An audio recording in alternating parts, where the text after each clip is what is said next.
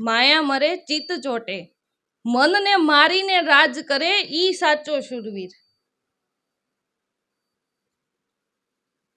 મનનો જંજાળ ન છોડો ને સંસાર છોડો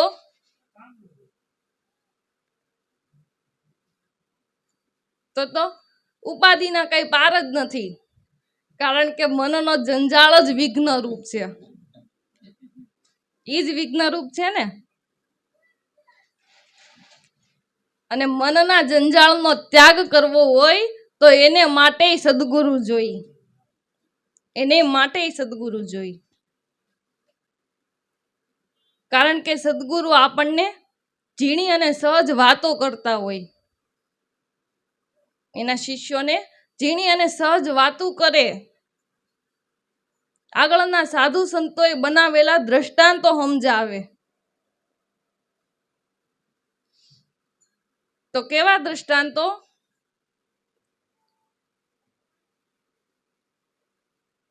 કે એક જગ્યા ઉપર ધાર્મિક સંતોનું સંમેલન હતું અને ત્યાં ગ્રસ્તાશ્રમો વાળાએ ઢગલા બંધાવ્યા હતા. એમાં 3-4 છોકરા હતા નતા, એટલે એ નદીની પાટ ઉપર ગયા. ત્યાં મોટી પાળ બાંધી હતી અને નીચે નદી હતી અને પવન મસ્ત આવતો હતો. એટલે 3-4 છોકરા ત્યાં પાળ ઉપર બેઠા. પછી થોડી વાર થયું ને એટલે એક છોકરો નીચે થૂક્યો. પછી એને નીચે જોયું ને તો ત્યાં એક સાધુ બેઠા હતા અને આ જે થૂક્યો તો એ એના થૂક વાહામાં જ આવ્યું. એટલે આને હડાકો ગયો અને કીધું કે મારે તો એક સંતરામ ઉપર થૂકાઈ ગયું. એટલે ત્યાં બીજો છોકરો બોલ્યો કે ભાઈ તું થૂક્યો ઈ તો ઠીક, પણ ઈ સંતરામ તો હિલાય નહીં. મને તો એવું લાગે છે કે ઈ મરી ગયા છે. ત્યાં વળી ત્રીજોએ કીધું કે ઉભા રહ્યો, લ્યો હું હમણાં થૂકું એટલે ખબર કે જીવતા છે કે મરેલા છે. આગળ ખબર કે જીવતા છે કે મરેલા છે. એટલે ત્રીજો છોકરો થૂક્યો તોય સંતરામ કઈ હિલા નહીં. એટલે ત્રણેયને નક્કી થઈ ગયું કે આ સંતરામ મરી જ ગયા છે. દોડતા દોડતા એ સાધુ પાસે ગયા અને ત્યાં જઈને જોયું ત્યાં તો સાધુ જીવતા હતા.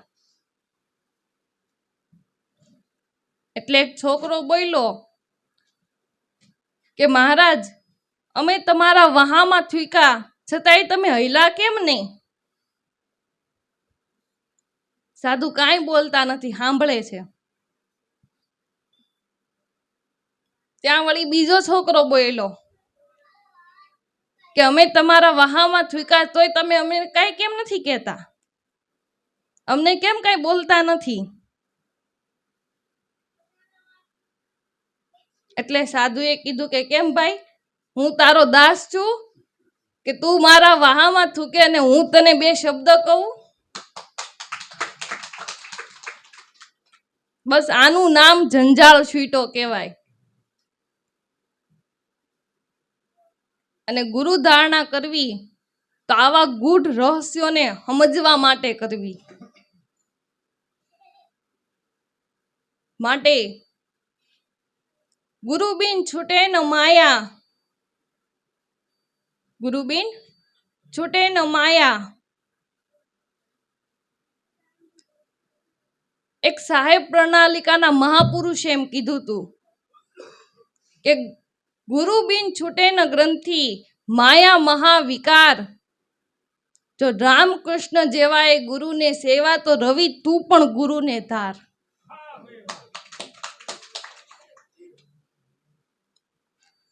સંત કૃપાથી છૂટે માયા, કાયા નિર્મળ થાય, શ્વાસોશ્વાસનું સમરણ કરતા 5 પાતર જાય.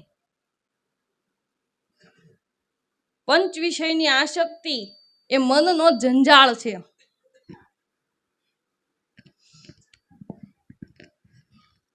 સમજ્યા શબ્દ? આ એનો અનુભવ છે. અત્યારે આપણામાં એને 3ની માથે દ્રષ્ટિ નાખી. તો એકના તો માવતર મરી ગયા તોય એમ કે છે કે બાપા હવે અમારે ઘરે નથી, મરી ગયા છે, બીજા વાળા આવશે, ગાંડા થવામાં જાઓ તમે. હે, આ સંત દયા. એમ કીધું ને, સંતનું મિલન જો થાય તો તમને જંજાળ છૂટી જાય. એની જો દયા થાય તો તમને જંજાળ છૂટી જાય. એ જ્યારે અનુભૂતિ કરી રહી છે કે એને જો કોઈ નજરમાં બેઠો એટલે ઘરનો નહીં રહે. એ અનુભૂતિ તમને કરાવી રહી છે ત્યારે, એ ઠેકાણે જોઈને કે એને એટલું પૂર્વે કરેલું છે, આને જિંદગી નિષ્ફળ ન જવા દેવાય. હવે હજી તો એનું પહેલું પગલું છે. એ તમને બધામાં વધીને એકાદા વર્ષમાં બતાવશે કે અમે જેની માથે હાથ મૂકે એ જો આ છે. એ નહીં કે, પણ જગત એમ કે વાહ ભાઈ વાહ. એનું નામ સંતરામ, એની નામ શુદ્ધ પુરુષ. કે જે જો દ્રષ્ટિ માથે નાખે ને તો પણ તમને માયા ઘણી ઓછી થઈ જાય ને આપણને ઘણી શાંતિ થાય. એવું છે.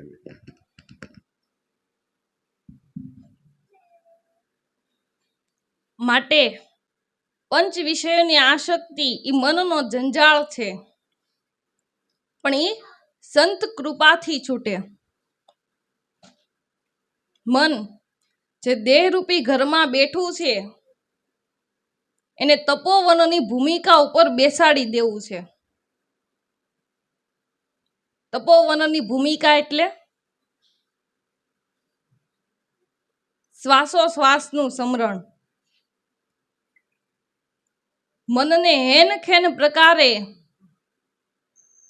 નામ સમરણમાં રાખો. આ તપ છે, આ તપ છે. અને આ આપણા સદગુરુની કૃપાથી જ થાય.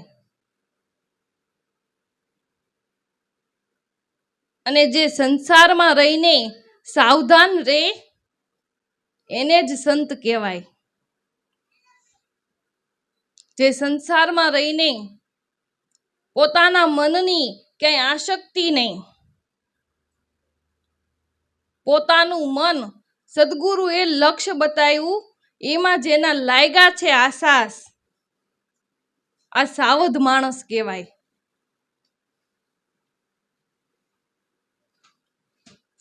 આપણા મનને ખોટી કુટેવ ન પડી જાય એની આપણે સાવધાની રાખવાની છે.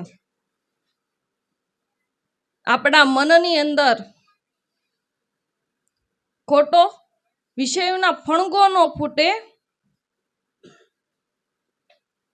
તો એને માટે સદગુરુને પ્રાર્થના કરવી તો આ પણ સાવધાની જ છે. આપણે આખા દિવસની અંદર આપણા સદગુરુને કેટલી વાર યાદ કરવી છે એનો ખ્યાલ હોવો જોઈએ. આ સાવધાની જ છે. એક આખા દિવસની અંદર મેં મારા જીવનની હું કમાણી કરી એનો પોતાને ખ્યાલ હોવો જોઈએ. એટલે એક સંતે કીધું છે કે નૂરતે ને સુરતે પરખો રે, આ કોણે બનાવ્યો પવન ચરખો.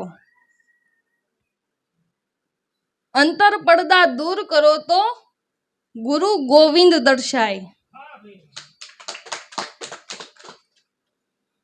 અંતર પડદા દૂર કરો તો ગુરુ ગોવિંદ દર્શાય.